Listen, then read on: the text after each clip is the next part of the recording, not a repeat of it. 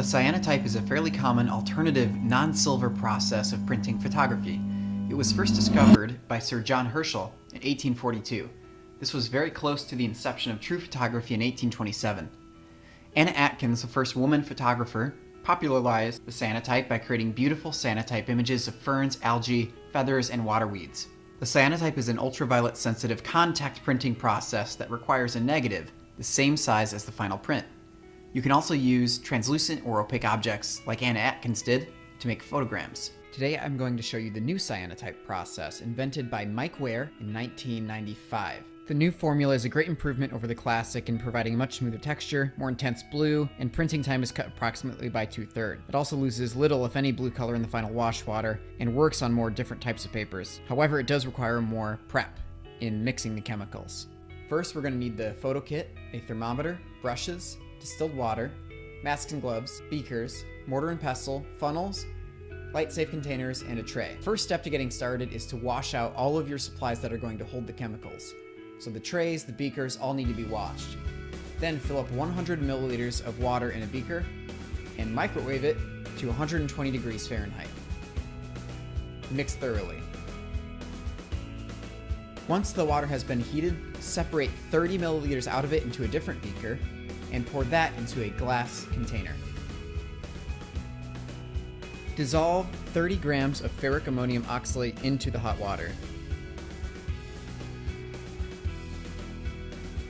Add 10 milliliters of ammonium dichromate solution and mix really thoroughly. While doing all of these steps, make sure that you have a light-safe light bulb. A 25-watt incandescent bulb is suitable. I used a bug light for mixing my chemicals. We put the solution into a hot water bath just to keep it warm enough as we performed the next step.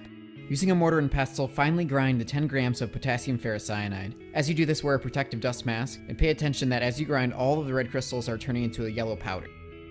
Add 10 grams of the finely ground potassium ferricyanide to the previous solution, and make sure you stir very thoroughly until no red crystals remain.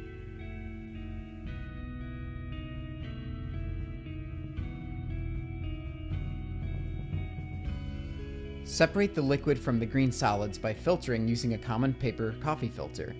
Discard the green sludge, which is now ferric potassium oxalate.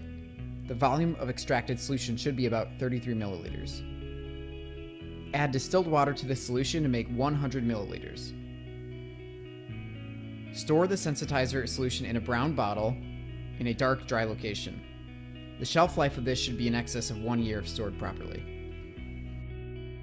Add the citric acid powder to 25 milliliters of water. After you do this, make sure that you add 1 drop to each 2 milliliters of sensitizer solution for each print. Keep this additive separate from the sensitizer because when combined it will shorten its shelf life. Coat the paper with a brush, making sure that the paper is completely saturated, but at the same time avoiding puddles or dribbles. Let the paper dry. You can either wait for the paper to air dry, or you could force dry by using a hair dryer. The order of the contact printing process is as follows. First, you need a UV light box, but you could also use the sun. Place the negative on the UV light box. Then your paper goes on top of the negative with the coated side facing down. To create a test strip, underneath of the negative I put a piece of cardboard. I expose the print for 5 minutes, move the cardboard, expose it for another 5 minutes, move the cardboard, expose for another 5 minutes, and so on and so on. That way I could determine what time is going to give me the best contrast. When you are ready to make your full-size print, set your timer to the full amount of time. My time with my UV light box ended up being 30 minutes. I placed the negative down first, then my paper coated side facing down. Then I used 2 photo weights for dry mounting to smash down the print tight up against the negative. After 30 minutes of exposure, I removed my print from the UV light box and I filled up a tray with distilled water.